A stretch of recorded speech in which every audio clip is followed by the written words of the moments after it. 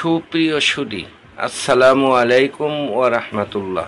আমাদের দেশটা গরিব। এদেশের বেশিরভাগ মানুষ গরিব বলেই আমরা গরিব রাষ্ট্র বটে। দারিদ্র্য বিমোচনের জন্য, মানুষের জীবনমান উন্নয়নের জন্য এদেশে চালু হয়েছে ক্ষুদ্র ঋণ। সময়ের সাথে পাল্লা দিয়ে ক্ষুদ্র ঋণদাতার সংখ্যা যেমন বাড়ছে, সেই সঙ্গে বাড়ছে ঋণ গ্রহীতার সংখ্যাও।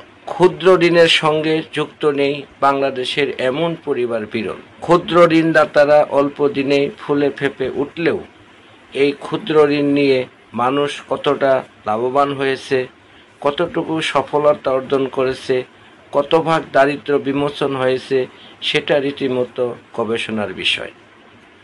উচ্চ চক্রবৃদ্ধি হারে সুদের কারণে এবং একবার ঋণ উত্তোলন করার পর সেই ঋণ পরিশোধ করার জন্য তাকে অন্য এনজিও থেকে ঋণ গ্রহণ করতে হয় এবং এক পর্যায়ে সে ঋণের ফাঁদে পড়ে হয় তাকে শেষ সম্বল বিক্রি করতে হয়, নয়তো তাকে দেশান্তরী হতে হয়, অথবা আত্মহননের পথ বেছে নিতে হয়। ঋণ করে মানুষ দেউলিয়া হয়, গরিব আরও গরিব হয়, পথের ভিখারি হয়। আমি যদি ধনবান হতে চাই, সচ্ছল জীবনযাপন করতে চাই, তবে আজ থেকে ঋণ নেওয়া বন্ধ করুন। সঞ্চয়ের অভ্যাস করুন। প্রতিদিন নির্দিষ্ট পরিমাণ অর্থ বাঁচাতে চেষ্টা করুন। ঋণ নিয়েছেন তো মরেছেন। একবার ঋণের ফাঁদে পড়লে আর ঘুরে দাঁড়াতে পারবেন না। আপনার জীবনে বরবাদ হয়ে যাবে।